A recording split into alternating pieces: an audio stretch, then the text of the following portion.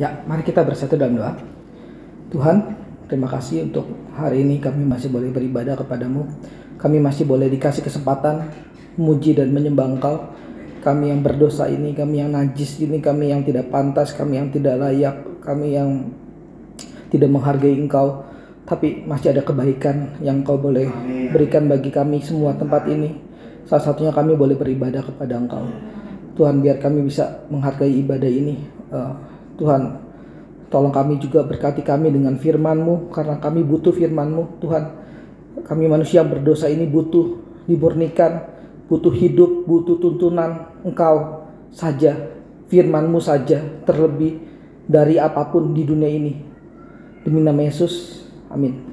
Ya, Bapak Ibu, hari ini saya akan khotbah dari Filemon ya. Ini buku, sebenarnya ini buku pertama yang saya tulis waktu itu, Filemon. Tema kita adalah persekutuan ya. Mungkin Filemon jarang dikhotbahkan gitu ya, karena mungkin dipikirnya apa ya, ini kan cerita mengenai ini ya, persahabatan kawan aja gitu ya. Tapi sebenarnya Filemon itu kitab yang sangat indah gitu, karena di balik relasi perkawanan kita gitu ya, di balik relasi jemaat gitu, ada relasi Tuhan sebenarnya, ada Tuhan. Jadi maksudnya gini, kita tuh yang membedakan kita dengan orang-orang apa ya? Saya suka kontrasin gitu ya, orang Kristen dengan orang-orang dunia ini gitu ya. Kita sama aja gitu, semua hidup tuh sama aja lah. Saudara makan ya, orang dunia juga makan lah pasti ya. Kita apapun, kita naik mobil, orang juga dunia, ada yang naik mobil, ada yang naik motor, ada yang kehujanan. Tadi kan kita ya nggak ini ya. Pas hujan itu Tuhan nggak kasih apa ya, hak istimewa kepada kita pas kita jalan hujan yang melayang gitu ya. Enggak lah ya, orang Kristen tetap kena hujan gitu ya. Orang Kristen kalau jatuh kepleset ya tetap bukan aspalnya yang pecah, bukan kaki kita yang sakit, tetap sama gitu ya. Sama kan ya, itu kan nggak perlu dijelasin lagi ya. Nah, tapi kita orang Kristen banyak menuntut hak-hak istimewa gitu ya, hak-hak pengen jadi yang biji mata Tuhan lah apa gitu ya. Enggak, sebenarnya kita tuh sama aja gitu, sama kayak orang dunia. Tapi yang membedakan kita ya dengan dunia ini adalah ya ini ya, kita itu orang Kristen harusnya ada perenungan mengenai Tuhan gitu. Entah kita di gereja, entah kita berelasi bersama sesama tetangga kita dan seterusnya, itu harusnya ada perenungan mengenai Tuhan gitu. Itu yang membedakan sebenarnya. Itu aja sebenarnya. Yang satu ada perenungan mengenai Tuhan, yang satu enggak. Yang satu dia pergi ke masjid tanpa perenungan mengenai Tuhan yang benar, yang satu pergi ke gereja dengan perenungan yang benar gitu. Itu yang membedakan. Ya, mari kita baca ya di Filemon ya. Kita baca dari ayat pertama ya.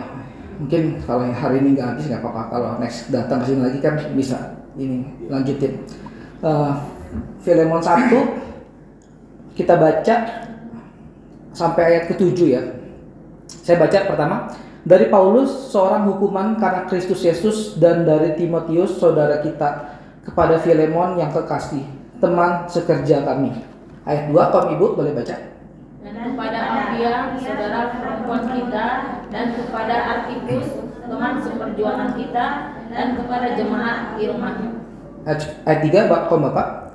Kasih karunia dan damai sejahtera dari Allah Bapa kita dan dari Tuhan Yesus Kristus menyertai kamu. Aku mengucap syukur kepada Allahku setiap kali aku mengingat engkau dalam doaku. Karena aku mendengar tentang kasih-Mu kepada semua orang kudus dan tentang iman-Mu kepada Tuhan Yesus.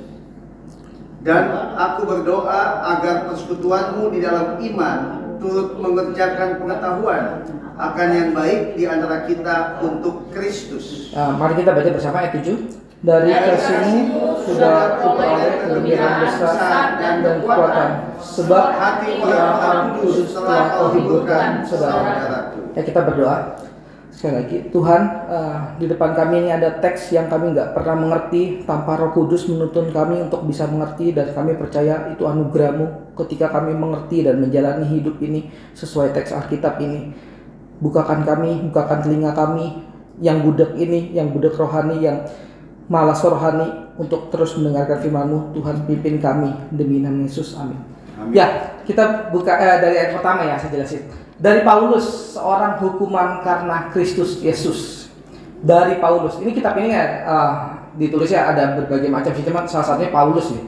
Ada berbagai macam, maksudnya ada berbagai macam versi gitu ya. Cuma kita baca sederhana di sini dari Paulus, ya udah sederhana ya, dari Paulus gitu. Filemon ini, kitab Filemon ini dari Paulus. Paulus itu siapa sih? Paulus itu adalah seorang hukuman karena Kristus Yesus. Karena Kristus Yesus. Jadi Bapak Ibu tahu ya, apa yang mendasari hidup Paulus ya? Yang mendasari hidup Paulus adalah Kristus Yesus gitu ya. Bahkan di sini seorang hukuman karena Kristus Yesus gitu ya. Simpel ya saudara, kita bisa balik ya. Kita ini tuh nggak dihukum itu karena siapa gitu. Di sini ya kan simpel ya. Di sini seorang hukuman karena Kristus Yesus. Paulus sampai mengatakan bahwa dia tuh bisa mengatakan gini, saya dihukum tuh karena Kristus Yesus gitu. Ini kata-kata yang berani sekali ya. Karena Yesus yakin, Paulus karena Yesus dihukum. Dia tapi yakin ya, dia yakin dia tahu gitu, dia berrelasi dengan Tuhan yang benar gitu ya, dan dia tahu gitu, dia melakukan ini semua tuh karena Kristus gitu, sampai dia dihukum gitu, sampai dia hidup ini kayak ya diserahkan pada Kristus gitu. Nah hari-hari kita tuh kita serahkan pada siapa gitu, sehingga kita bisa mengatakan bahwa iya karena Kristus saya seperti ini gitu. Kok misalnya kalau ditanya ya, kok ibu misalnya gitu ya, kok ibu masih suka gereja sih misalnya gitu ya, ibu kan udah susah, mendingan ibu bisnis apa, nggak ada yang salah dengan bisnis ya. Ibu misalnya nambah warung gitu ya, pekerjaan warung, kok mau sih tutup hari Minggu, buka aja lebih bagus gitu, buka kan lebih ini untungnya 7 kali dalam 7 hari gitu misalnya ya, misalnya. Terus kita bisa bilang iya karena Kristus gitu, karena Kristus gitu, saya tutup toko saya misalnya gitu hari Minggu, ya mungkin rame gitu kan karena ada orang ya, ada orang pada libur gitu kan, kalau buka toko rame nih gitu, tapi kok ibu tutup gitu, terus kita bisa bilang ya karena Kristus gitu. Amin. Itu tahapan pertama ya, tahapan pertama kita aminin gitu. Tapi kalau coba kita pikirkan lagi, benar gak karena Kristus gitu? Kadang-kadang apa yang kita ucapkan gitu ya, itu berbeda dengan apa yang ada di ya pikiran, hati dan seterusnya gitu ya. Kekristenan tuh nggak semudah yang kita pikirkan. Gak semudah yang kita pikirkan Bapak Ibu. Kita datang ke gereja, haleluya, puji Tuhan, amin, pulang, makan-makan dan masuk surga selesai gitu. Bukan. Kekristenan gak segampang yang kita pikirkan. Tapi juga gak sesulit yang kita bayangkan gitu ya. Karena keselamatan itu anugerah gitu ya, bukan usaha kita. Tapi gini ya, masih mending gitu ada orang tahap pertama gitu ya, yang ke gereja karena Kristus gitu ya. Atau juga Bapak Ibu mau bilang ya, saya juga tidur di rumah karena Kristus nih, nggak ke gereja gitu, dibalik gitu. Saya malas karena Kristus, nggak bisa ya. Karena Kristus itu harus mengorbankan hidup kita ya Bapak Ibu. Kalau karena Kristus itu harus mengorbankan hidup kita. Ini Paulus ini hidupnya dikorbankan gitu ya. Yesus itu ya contoh utama mengorbankan hidupnya gitu ya. Datang ke dunia ini ya untuk manusia aja gitu, untuk pekerjaan Allah Bapa lah kalau ini. Manusia salah satunya gitu ya. Yesus kan tahu ya Bapak Ibu ya, Yesus kan menebus bukan hanya manusia ya, tapi seluruh ciptaan gitu ya. Hari ini kita perjamuan kudus ya. Bapak Ibu tahu ya, makna perjamuan kudus itu apa ya? Makna perjamuan kudus itu kita dipersatukan dengan Kristus. Dipersatukan dengan Kristus dan apa? Dipersatukan dengan orang-orang kudus. Jadi meskipun ini gereja ya di sini gitu ya, di Cilengsi misalnya gitu, kita nggak terbatas di Cilengsi aja.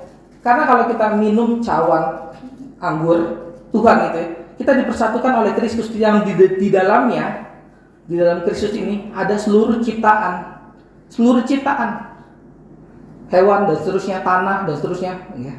Yang dikutuk kan bukan hanya manusia ya, tanah menjadi tidak subur itu dikutuk juga, ya. Hewan juga dikutuk dan seterusnya. Sama manusia. Nah, Tuhan Yesus itu menebus, mengembalikan seluruh ciptaan ini gitu ya. Dan sesama kita dan ya perjamuan kudus di sini ya, di gereja-gereja lain juga kita bersekutu dalam perjamuan kudus ini gitu ya. Makanya salah satu misalnya alasan kenapa saya datang ke sini, mungkin Pak Yunus juga undang saya, karena kita tuh jemaat Kristus. Kita semua tuh bukan oke lah kita jemaat tinggal di Cilengsi, kita gereja di Cilengsi, tapi bukan itu saja, itu lokalnya. Tapi kita itu dipersatukan oleh Kristus semuanya. Mau GPDI, GSJPDI, kan banyak banget ya, GPDI, GSJPDI, GSPDI dan seterusnya. Itu tinggal ubah S aja udah jadi gereja lagi tuh. Ya, GPDI pun banyak gitu ya. Tapi itu dipersatukan oleh Kristus. Itu semua adalah jemaat Kristus. Nah, jemaat Kristus itu apa sih? Jemaat Kristus ya simpel yang di sini Paulus yang hidupnya karena Kristus, itu jemaat Kristus. Yang maupun dihukum ya karena Kristus. Yang maupun dia gereja alasannya karena Kristus. Itu jemaat Kristus dia. Selebihnya saya nggak tahu itu jemaat Kristus atau bukan. Dan dari Timotius, saudara kita. Nah, Paulus itu punya saudara seiman, Bapak Ibu. Kita kalau jadi orang Kristen ya, aduh kayaknya semua orang Kristen brengsek ya Pak. Semua orang Kristen tuh kayaknya di gereja doang nyanyi, mulutnya manis, pas di luar ngeselin gitu. Kita ya kalau jadi orang Kristen, kita merasa nggak ada yang baik saudara kita ya, mungkin kita yang salah loh Bapak Ibu, mungkin gitu ya, mungkin kita yang baru sandungan gitu ya, jangan-jangan bukan orang-orang Kristen itu yang salah, jangan kita yang salah, hati kita yang salah, jangan-jangan kita maunya diberi terus gitu, kita maunya diberi teladan terus, kita sendiri nggak pernah jadi teladan gitu, kita nuntut orang terus gitu. Paulus di sini punya saudara seiman Timotius ya, anak didik dan seterusnya. Kita punya siapa gitu? Kita kalau ke gereja puluhan tahun ya, teman aja nggak punya gitu, saudara seiman nggak punya gitu. Saya mah lebih akrab sama tetangga saya Pak yang ini gitu ya, yang Muslim atau yang Buddha, nggak ada yang salah ya, silakan aja akrab maksudnya. Tapi masa saudara seiman nggak punya gitu kan, aneh banget gitu ya. Kita kan apa ya, gereja ini kan dipersatukan oleh Kristus dan persahabatan kita kan kekal Bapak Ibu. Saya kasih contoh ke anak-anak muda kemarin kan. Kalau anak-anak muda SMA, mereka punya teman tuh 3 tahun atau SD lah, SD mereka punya teman dari kelas 1 sampai 6 palingan. Pas sudah pindah sekolah SMP udah lupa pasti, mungkin siapa ya temen dia, sampai mungkin di jalan juga udah lupa gitu ya. SMP naik sampai SMA, pas pindah ke SMA juga mungkin udah lupa teman SMP-nya. Lah kita kan nggak mungkin lupa, orang setiap minggu kesini masa lupa. Bapak siapa ya? Oh pendetanya. Masa gitu, nggak mungkin lah ya. Oh pendeta saya lupa Pak, sorry gitu. Nggak mungkin lah, kita minggu kesini gitu. Berarti kan ini kan persahabatan yang kekal. Ngerti nggak Bapak? Persahabatan yang kekal gitu. Oh kok persahabatan yang kekal, kita nggak punya saudara sama sekali sih gitu. Kok ya main gontok-gontokan di gereja gitu ya. Paulus itu bukan orang yang lemah ya, bukan orang yang nggak punya iman, bukan orang imannya lemah. Dia bisa jalan sendirian. Paulus tuh orang yang kuat, dia jalan sendirian juga nggak apa-apa. Tapi dia punya saudara. Dia punya saudara yang bisa mengingatkan dia dan seterusnya gitu ya. Lah kita punya siapa gitu? Kita juga harus punya saudara. Kepada Filemon yang kekasih, teman sekerja kami. Jadi ya urutannya pertama Paulus itu punya saudara. Terus kedua Paulus itu punya teman sekerja. Nih yang harusnya ada di gereja juga, yang harusnya mengisi hari-hari gereja. Jangan sampai seorang Paulus sendirian gitu ya, seorang pendeta sendirian, gembala sendirian, merasa yang lain di bawahnya gitu. Atau kebalikannya, saya nggak punya Paulus gitu. Di sini saudara boleh tempatin diri sebagai Filemonnya, sebagai Paulusnya, sebagai Timotiusnya ya.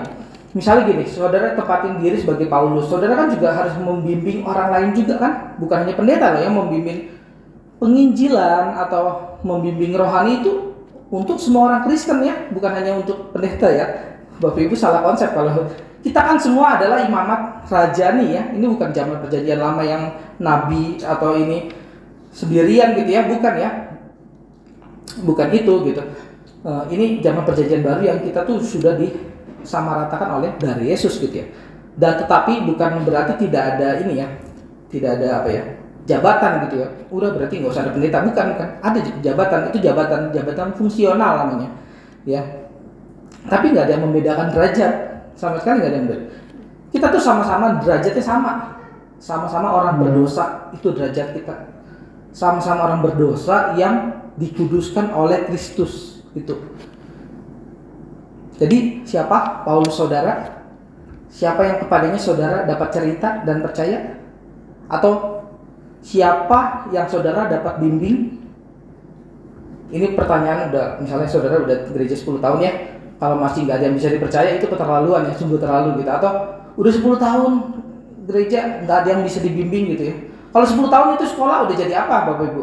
Saya S1 4 tahun, S2 ya yang benar harusnya kan 2 tahun ya langsung. Cuman ini karena saya loncat dari teologi ke filsafat 3 tahun, 7 tahun baru. 10 tahun itu bisa jadi doktor, udah harus punya murid gitu. Lah kita di gereja 10 tahun masih nggak punya orang yang kita bimbing, yang kepadanya kita doakan, kita kasihi. Mungkin kita boleh kasih ini, kasih uang dan seterusnya, bisa juga. Siapa gitu ya? Siapa Timotius kita? Saudara kita di sini siapa? Nggak harus saudara nggak harus menjadi saudara untuk semua sih, enggak ya. Kita kan juga terbatas ya gitu ya. Tapi minimal saudara punya 1 atau 2 yang saudara percaya, yang saudara padanya bisa cerita dan dia juga bisa cerita pada saudara. Dan itulah fungsi gereja ya, menyatukan kita bukan dengan kepura-puraan. Karena dunia ini udah pura-pura. Dunia ini baik saudara, baik kalau saudara punya uang kasih dia gitu, baik.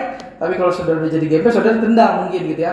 Atau baik ketika saudara punya jabatan yang tinggi, baik kalau ada maunya. Kita kan baik bukan kalau ada maunya ya. Kita baik karena Kristus Yesus. Kita dikumpulkan oleh Kristus Yesus. Ini yang membedakan orang Kristen dengan orang dunia ini. Kita dikumpulkan oleh Kristus Yesus, perjamuan kudus. Kita minum dan makan roti yang sama, yang melambangkan Kristus ya. Lambang ini bukan berarti kosong ya. Kita ganti gorengan aja boleh nggak nih kira-kira? Boleh nggak? Nggak boleh ya, nggak boleh diganti gorengan. Ini lambang bukan hanya lambang. Lu tanda doang kok, tanda mau diganti. Kira-kira kalau saya makan gorengan di WC sambil berak, saya angkat perjamuan kudus boleh nggak? Nggak boleh lah. Orang ini bukan lambang sembarangan, lambang yang menunjukkan Kristus, ya, yang menunjukkan Kristus, yang menyatukan kita, yang membuat kita bersatu.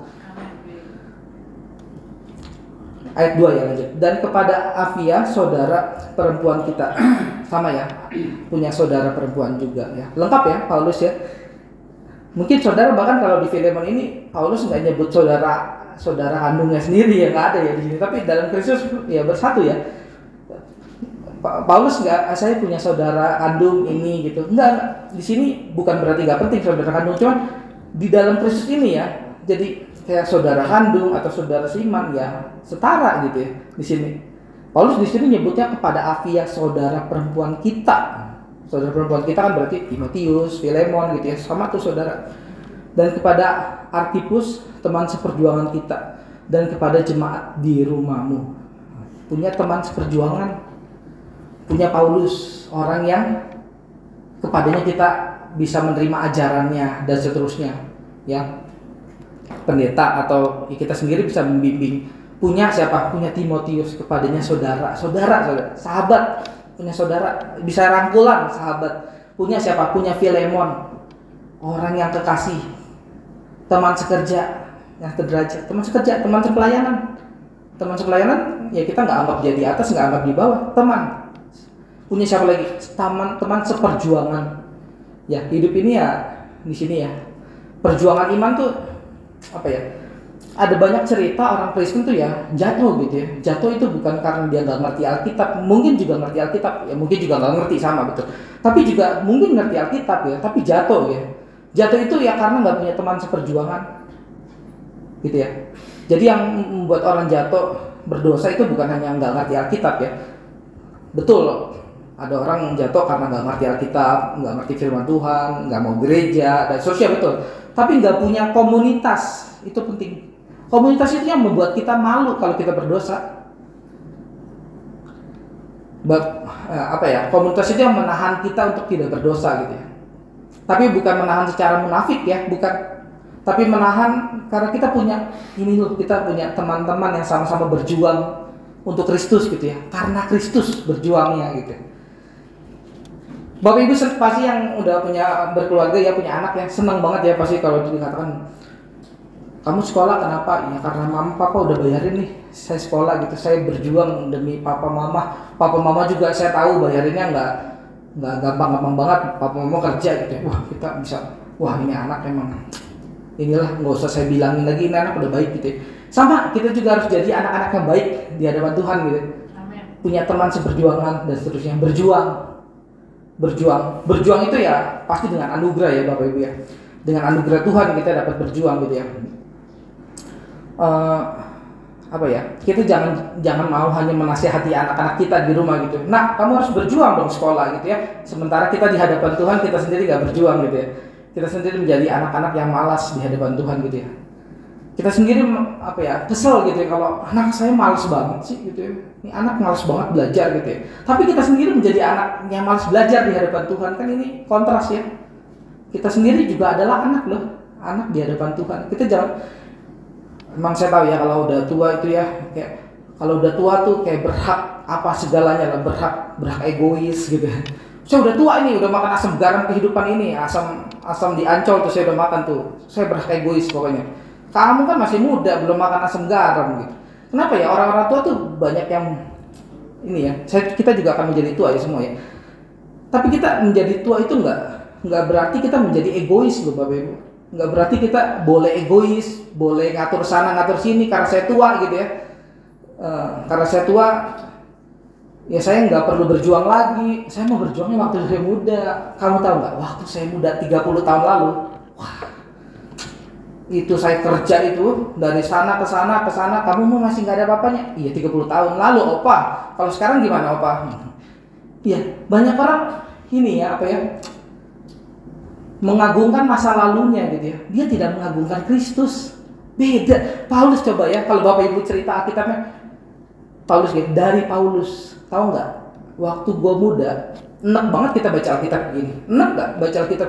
Dari Paulus, waktu saya muda, saya penginjilan ke sana kemari. Enak nggak? Ya itu sama anak-anak saudara kita ya. Kalau diceritain, itu waktu bapak muda.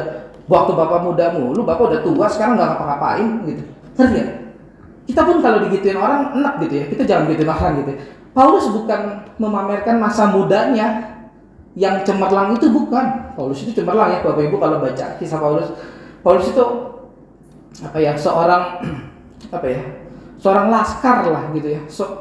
Wah kalau Bapak Ibu baca deh, nanti boleh belajar mengenai Paulus, itu sangat-sangat cemerlang gitu ya. Tapi coba baca deh, Paulus tuh nulis apa ya, Alkitab tuh banyak loh, 13 minimal 12 atau 11 ya, 13 lah kalau yang umum, 13 kitab gitu ya. Nggak ada Paulus bilang waktu saya muda saya tuh hebat dan terus, nggak ada. Yang ada Paulus bilang apa? Semua itu sampah. Bapak Ibu baca di kitab yang ini ya. Semua itu sampah. Ku anggap sampah karena Kristus.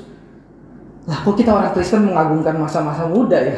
Ini orang Kristen apa orang mana ya? Kok beda ya sama Alkitab ya? Akunya sih Kristen, gereja sih setiap hari, minum perjamuan kudus juga sih, ikut perjamuan kudus, nangis juga nangis. Tapi kok beda ya sama Paulus? Itu kan Paulus, Pak, saya mah beda gitu. Enggak, kita sama-sama orang berdosa yang telah disucikan oleh Kristus, sama-sama punya Alkitab, sama-sama bisa berubah. Tapi kok kita beda sama Paulus gitu? Ya, tanda kita beda ya mungkin kita bukan murid Kristus gitu ya. Atau mungkin kita belum bertobat gitu ya. Masih ada kesempatan untuk bertobat gitu ya selama di dunia ini. Ya, ayat 3 ya, kita lanjut. Karena kasih karunia dan damai sejahtera dari Allah Bapa kita dan dari Tuhan Yesus Kristus menyertai kamu. Di sini ya dikatakan Paulus, karena kasih karunia dan damai sejahtera dari Allah. Kasih karunia dan damai sejahtera hanya memang bisa didapatkan dari Allah saja Bapak Ibu.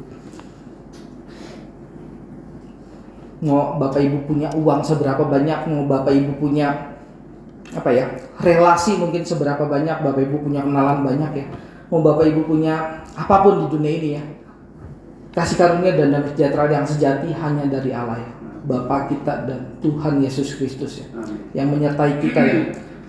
Kita tuh berbahagia ya kalau dalam hidup ini kita disertai Tuhan gitu ya. Kita masih ditegur oleh Tuhan gitu ya.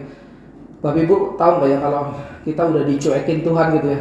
Bapak Ibu kalau orang marah itu kayak apa sih, kalau nih anak-anak ya, kalau mamanya masih ngoceh di rumah ya, kamu tuh gimana sih begini ya. Kalau mamanya masih ngoceh ya, anak-anak itu udah apa ya, bersyukurlah gitu ya, mamanya masih peduli gitu ya. Tapi kalau mamanya udah diemin, jatuh diemin, mati ya, biarin dia mati, itu udah ngeri lah. Anak-anak itu ngeri banget ya. Tapi ini bukan berarti gini ya, tuh dengerin, mama ngoceh itu bagus, bukan begitu ya. Kadang-kadang ngocehan orang tua ya nggak berguna ya, nggak pakai Alkitab, ngocehannya bawelan orang tua aja gitu ya masalahnya. Orang tua juga harus belajar Alkitab ya Bapak Ibu ya. Jadi ketika marahin anak tuh sesuai dengan firman Tuhan gitu, bukan menyesatkan anak gitu ya. Marahin sesuai kedagingan, ya itu salah juga ya. Marahin kan harus sesuai Alkitab, bener gak di Alkitab yang diomelin gitu ya. Tapi bener ya, kalau masih ada peneguran itu kita tuh bersyukur gitu ya.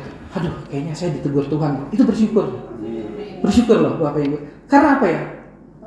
Kalau saudara, saya berbuat dosa ya, tapi kayaknya saya hidup enak-enak aja. Itu udah ngeri ya Bapak Ibu. Ngeri itu. Itu hukumannya ya di sana gitu ya. Di sana hukumannya. Ini ada yang apa ya? Di politik kan ada kasus terkenal ya, yang dari F itu ya, FS gitu ya. Nah itu kan, wah itu orang besar gitu ya. Siapa yang bisa menghukum dia gitu ya? Ini orang besar kali gitu ya. Siapa yang bisa menghukum dia gitu? Itu mengerikan gitu ya. Karena hukumannya nggak di dunia ini mungkin gitu ya. Kalau dia nggak bisa bertobat di dunia ini ya, hukumannya itu nggak di dunia ini, itu mengerikan. Masih bersyukur masih ada hukuman dan teguran di dunia ini, itu masih bersyukur. Bersyukur sekali Bapak Ibu. Benar, bersyukur sekali. Kalau sudah Tuhan biarkan itu mengerikan sekali. Tuhan biarin Bapak Ibu dosa ya, Bapak Ibu korupsi, Bapak Ibu apalah, main cewek lah yang bapak gitu ya, atau yang cewek-cewek, ibu-ibu ngegosip tiap hari, dibiarin gitu. Kayaknya hidup gua untung-untung aja nih, padahal saya aneh gitu. Nah itu yang ngeri ya, itu ngeri loh, itu ngeri sekali. Karena sudah dibiarkan oleh Tuhan, nggak dianggap anaknya, nggak disertai Tuhan lagi, itu mengerikan. Roh Kudus tidak menyertainya lagi, itu mengerikan sekali. Ayat 4 ya, kita dikit lagi. Aku mengucap syukur kepada Allahku setiap kali aku mengingat Engkau dalam doaku. Apa sih yang diucapkan syukur oleh Paulus gitu ya? Ketika dia berdoa, mengingat siapa? Mengingat Filemon. Filemon itu siapa? Teman sekerja. Teman sekerja. Makanya saya tanya, Bapak Ibu punya teman sekerja nggak di sini? Siapa teman sekerja Bapak Ibu yang Bapak Ibu boleh berdoa? Ucapan syukur itu apa ya? Bersyukur itu bukan selalu mengenai diri loh Bapak Ibu, bukan. Aduh, bersyukur saya dapat apa ya, hadiah kemarin gitu, atau bersyukur gajinya naik gitu. Bukan hanya itu gitu. Itu boleh bersyukur, silakan. Tapi kalau cuman bersyukur karena itu gitu ya, kita terlalu miskin jadi orang Kristen gitu ya. Kita bersyukur kepada orang lain ya. Bersyukur ini teman sekerja pelayanan kami apa ya, misalnya baru lahiran gitu, atau ya keluarganya baik-baik aja. Bisa nggak kita bersyukur atas orang lain, bukan hanya atas diri kita gitu? Paulus begitu ya, Paulus mengucap syukur. Kenapa sih orang nggak bisa bersyukur atas orang lain gitu ya? Salah satunya ini, nggak berdoa. Setiap kali aku mengingat Engkau dalam doaku. Kalau orang berdoa ya, dia tahu ucapan syukur itu bukan hanya dari dirinya, dari yang dia doakan. Doa itu ada banyak Bapak Ibu, doa untuk gereja, doa untuk pendeta, doa untuk teman sekerja, doa untuk bawahan, doa untuk suami istri, doa untuk anak-anak, banyak sekali ya. Dan ketika doa kita dijawab, itu kan ucapan syukur ya. Ketika kita berdoa kepada untuk anak kita supaya anak ini baik, misal juara, atau anak ini, banyak sih orang tua yang doain anaknya juara gitu ya.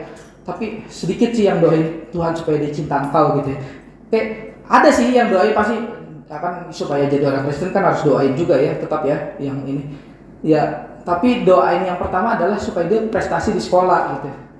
Jadi kita tuh lebih takut gini Bapak Ibu, lebih takut anak-anak kita nggak berprestasi di sekolah daripada anak-anak kita nggak takut Tuhan. Aneh ya, padahal kita orang Kristen tapi kita lebih takut begitu ya. Jarang ya orang tua yang doain depan pertamanya Tuhan supaya mereka takut akan Engkau gitu. Baru deh terserah mau doain prestasi sekolah supaya tidak naik kelas gitu. Tapi kita lebih banyak takut Tuhan supaya anak saya jangan malu-maluin saya lah Tuhan ya. Jangan gak naik kelas lah, malu-maluin kau sih nggak apa-apa aja gitu. Tapi nggak ngomong, tentunya nggak ngomong. Kalau ngomong terlalu kasar, jadi kasar banget ini orang Kristen. Kok begitu? Itu pasti bukan orang Kristen. Tapi nggak ngomong, tapi hatinya begitu.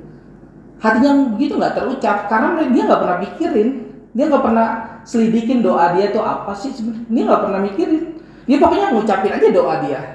Pokoknya ucapinnya doa dia. Tapi hatinya begitu sebenarnya.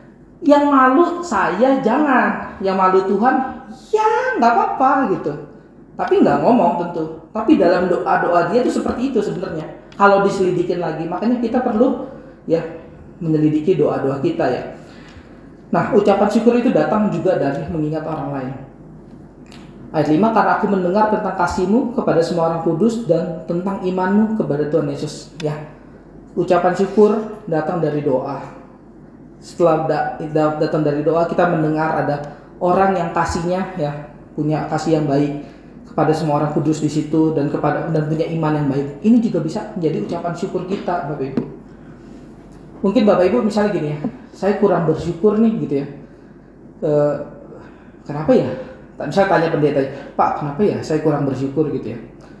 Ya memang sih saya susah dalam hidup ini ya. Kalau susah ya susah bersyukur ya, karena susah kan ya. Tapi kalaupun ya saya sudah nggak susah gitu ya, kayaknya juga saya sulit loh bersyukur gitu ya. Ya kenapa? Karena yang kita pikirkan dalam hidup kita adalah diri kita sendiri gitu ya, bukan orang lain gitu ya. Bukan iman orang lain, bukan kasih orang lain, tapi ya diri sendiri, ekonomi aja. Dari dulu, dari 20 tahun orang Kristen permasalahannya ekonomi aja. Turun naik, kalau turun tidak bersukacita, kalau naik bersukacita yang sebentar, sehari, besoknya turun lagi. Itukah sukacita orang Kristen yang bolak-balik begitu? Itukah orang Kristen bolak-balik kalau bersukacita ekonominya baik, bersukacita, kalau enggak ya udah turun, enggak gitu. Itukah orang Kristen? Apa yang bedain orang Kristen dengan dunia ini? Untuk itukah Kristus mati untuk orang-orang seperti ini kah yang ekonominya turun dia tidak bersukacita, ekonominya naik dia bersukacita? Darah Kristus dihargain seperti itu? Darah Kristus dihargain oleh ekonomi saja? Sehingga kita datang kepada Tuhan hanya untuk ekonomi? Sedih banget ya kekristenan kalau dihargai cuma ekonomi ya, cuma soal. Saya bukan berarti ini ya Bapak Ibu meremehkan kesulitan ekonomi ya Bapak Ibu, saya nggak begitu ya. Bukan berarti kita ekonomi udah saya nggak makan besok nggak apa-apa lah, yang penting ada Kristus mati juga nggak apa-apa. Bukan itu. Kita jangan jadi ekstrem juga ya. Bukan. Tapi persoalan ini Bapak Ibu, permasalahan ekonomi saja ya kalau dibandingkan Kristus itu nggak cukup gitu ya, nggak cukup sama sekali. Bukan berarti gini, pokoknya Tuhan cukupkan. Enggak juga, Paulus itu pernah kekurangan loh Bapak Ibu. Paulus kurang beriman apa? Pernah kekurangan. Tapi kekurangan ekonomi bagi dia dibandingkan kekurangan Kristus itu lebih nyata kekurangan Kristus gitu. Kenapa kita kurang terlalu peka dengan ekonomi kita ya? Salah satu kita kurang peka dengan Kristus. Kalau Kristus kalau Roh Kudus dukakan, kita berdosa biasa aja. Tapi kalau kita bangkrut gitu ya, peka banget gitu. Kalau bangkrut jasmani, peka banget. Kurang uang, peka banget. Kalau bangkrutnya rohani gitu ya, udah puluhan tahun gereja, ya masih ngertinya itu aja. Bangkrut rohani loh itu namanya. Bangkrut secara rohani, nggak peka. Masih merasa diri baik. Sampai ada orang bilang gini ya. Saya mungkin udah cerita di sini atau belum ya, saya lupa. Salah satu dokter bilang pada namanya Pak Yakub Susabda bilang gini, Pak saya tuh bingung ya, kenapa Yesus tuh harus mati untuk saya gitu. Saya kan dokter nih Pak ya, saya juga dari keluarga yang ya lumayan lah Pak. Saya berdosa sih apa sih, paling berdosa paling bohong-bohong dikit lah. Saya nggak pernah berdosa bunuh orang, nggak pernah. Saya berdosa berzina, saya juga nggak pernah Pak. Saya padahal bisa berzina, saya punya uang dan seterusnya, saya nggak pernah berzina. Kenapa ya? Yesus kok harus mati, repot-repot mati buat saya? Kenapa ya? Nah, banyak kita juga biasanya nanya kayak gini nih. Sebenarnya dosa saya nggak terlalu rumit-rumit amat sih, Yesus nggak sampai mati di kayu salib juga gitu. Kenapa ya? Ya ini loh, saudara. Kenapa? Karena kita kurang peka akan kebangkrutan rohani kita ya. Kita merasa dosa kita sebenarnya simpel-simpel aja kok, nipu sana dikit, nipu sini dikit aja gitu, nggak dosa-dosa banget gitu. Itu karena kita kurang sadar diri Bapak Ibu. Kurang sadar. Kita tuh kurang sadar kalau berdosa gitu. Kita sadarnya kalau kita lagi baik gitu. Saya tuh lumayan baik ya ternyata ya. Bisa memberi sana memberi sini. Lumayan saya. Kita sadarnya kalau baik, kalau berdosa kita nggak sadar masalah itu gitu. Dan tetapi kita sebenarnya bangkrut rohani gitu. Orang yang bangkrut rohani itu kan adalah orang yang nggak sadar dirinya bangkrut. Itu udah bangkrut yang paling bangkrut ya. Udah bangkrut masih nggak sadar dirinya bangkrut. Kalau kita bangkrut ya, toko saya bangkrut, ya udahlah kita jalanin lagi dari nol. Nah, orang ini masih ada pengharapan nih, karena dia sadar nih tokonya bangkrut, ya udah kita mulai sekarang irit-irit, kita jalanin dari nol, ya udah ada lumayan ada pengharapan. Tapi kalau kita udah bangkrut masih, orang ini udah bangkrut masih merasa kayaknya saya biasa-biasa aja, enggak saya nggak bangkrut banget. Nah ini yang benar-benar nggak ada pengharapan sama sekali. Jadi ya Bapak Ibu, bertemu dengan Tuhan itu adalah bertemu dengan kebangkrutan kita gitu. Kenapa kita butuh Tuhan? Karena kita bangkrut gitu ya. Kita tuh minus, bukan nol Bapak Ibu. Kita tuh bukan nol, minus, hancur kita itu. Maka kita tuh nggak layak mempertanyakan, Tuhan kenapa ya saya dijahatin? Tuhan kenapa ya masih ada kejahatan? Bukan. Pertanyaan orang Kristen tuh, Tuhan, kenapa ya masih ada kebaikan? Tuhan, kenapa saya ini orang brengsek masih bisa dibaikin sama orang lain gitu? Tuhan masih mau mati buat saya, kenapa ya Tuhan masih mau mati buat saya? Ini orang brengsek kayak gini loh, masih mau mati buat saya, kenapa? Itu pertanyaan orang Kristen, bukan yang satu ya, bukan Tuhan kenapa ya orang-orang jahat sama saya? Iya, orang jahat sama saya, kamu berdosa udah pasti orang jahat sama kamu kok. Kita juga jahatin orang lain ya, jangan lupa, jangan hanya peka ketika kita dijahatin orang lain, kita juga jahatin orang lain jahatin kita, normal kan? Ini dunia normal kok. Kamu jahatin orang lain, orang jahatin kamu normal. Kalau ada orang jahatin kamu gak usah bernanya, Tuhan kenapa ya dia jahatin saya? Loh, kamu juga jahatin orang lainnya lagi kok. Pertanyaan kita harusnya, Tuhan kenapa ya saya yang jahat ini, ya saya yang jahat ini, saya nggak peduli orang lain, saya nggak peduli mengenai iman, saya nggak peduli mengenai kasih orang lain, masih boleh dengar firman Tuhan di gereja. Bayangin ya, kalau kita jadi Tuhan ya mungkin kita nggak sabaran ya, kita melihat anak kita baru dijelasin, baru dikasih tahu, nah kamu jangan begini, besokannya udah begitu, dikasih tahu lagi, nah kamu jangan begini, besokannya begitu lagi diulangin. Kalau kita jadi Tuhan itu kan anak kita aja mau kita gaplokin bolak-balik gitu ya. Lah kita sendiri begitu Bapak Ibu, dengar firman besokannya begitu lagi, dengar firman besok itu ya. Kalau kita jadi Tuhan ya mungkin kita ngelihat kita sendiri, kita mau gaplokin bolak-balik diri kita gitu ya. Dengar khotbah jatuh lagi dalam dosa, dengar khotbah lagi jatuh lagi dalam dosa. Itu kan mengerikan hidup kita ya, tapi kita nggak sadar masalahnya. Yang mengerikan hidup kita ini, kita merasa baik-baik saja, baik-baik saja. Kalau ada baju kita yang kusut, kita bisa lihat gitu ya. Tapi kalau rohanian kita yang kusut, kita nggak lihat, kita nggak sadar ya. Kita lebih peka akan mata jasmani kita, tapi kita nggak peka akan mata rohani kita gitu. Kita bisa dengar sih, saya bisa dengar firman Tuhan secara jasmani, secara rohani enggak, budek kupingnya, budek perlu diteriakin, kebiasaan diteriakin mungkin, kebiasaan diteriakin jadi sampai kalau Tuhan memanggil dengan lembut dia nggak sadar gitu ya. Kalau dibuat celaka baru sadar, oh iya saya berdosa gitu. Jangan gitu Bapak Ibu, jangan sampai dibuat celaka dulu baru sadar bahwa kita berdosa gitu. Terima nasihat Tuhan yang lembut gitu ya. Terima panggilan Tuhan yang lembut. Terakhir ya.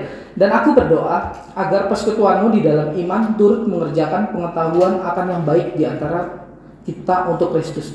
Di sini ya. Dan aku berdoa, sekali lagi ada kata berdoa ya. Paulus itu orang yang berdoa ya.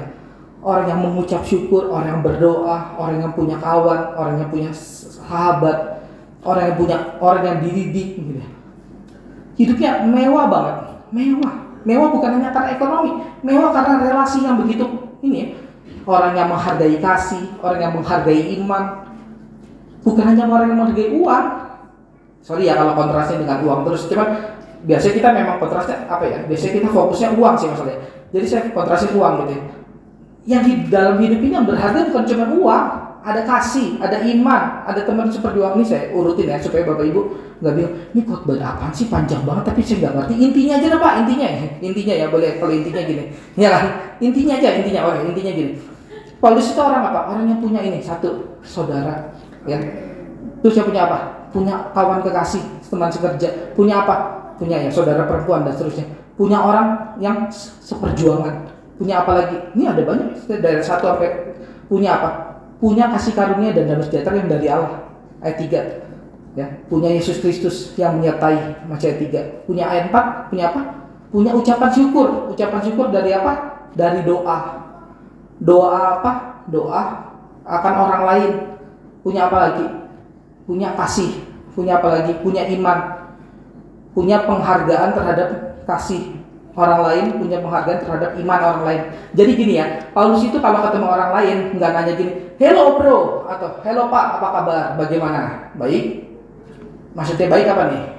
Bukan ekonomi doang gitu, bukan. Tapi baik gak imannya, baik gak kasihnya, masih menjalankan kasih gak di gereja. Itu loh yang ditanyain, itu bukan basa-basi orang timur gitu. Halo pak, baik gitu. Baik maksudnya apa nih? Lagi gak sakit atau gimana? Iya gak sakit, tapi kerohanian sakit gak masalahnya? Itu kan yang ditanyain kita tuh cuma soal badan mulu ya, soal baju mulu ya, tapi nggak pernah soal rohani gitu ya. Makanya anak-anak bapak ibu ya, Kalau nanyain anaknya jangan nak gimana udah makan. Jangan cuma itu nanyanya. Itu mas semua orang juga ini ya, binatang juga ngasih makan anaknya gitu. Bukan nak udah berdoa belum? Tanya. Nak udah baca Alkitab belum? Itu. Orang Kristen tuh begitu. Orang Kristen nak udah makan urusan perut mulu bu, ayolah. Saya juga bisa cari makan sendiri. Udah nggak ngasih makan, udah masak juga nggak enak, nanya makan udah makan belum? Misalnya. Ya yang terakhir ya. Dan aku berdoa agar persekutuanmu di dalam iman turut mengerjakan pengetahuan akan yang baik di antara kita untuk Kristus ya. Dan aku berdoa, Paulus berdoa agar persekutuan di Filemon ya. Ini persekutuan di sini ya. Paulus juga berdoa untuk kita semua di sini. Di dalam iman turut mengerjakan pengetahuan ya. Dalam persekutuan itu harus ada pengetahuan Bapak Ibu ya. Harus punya pengetahuan, bukan hanya cuma kasih aja atau berdoa aja tapi nggak punya pengetahuan.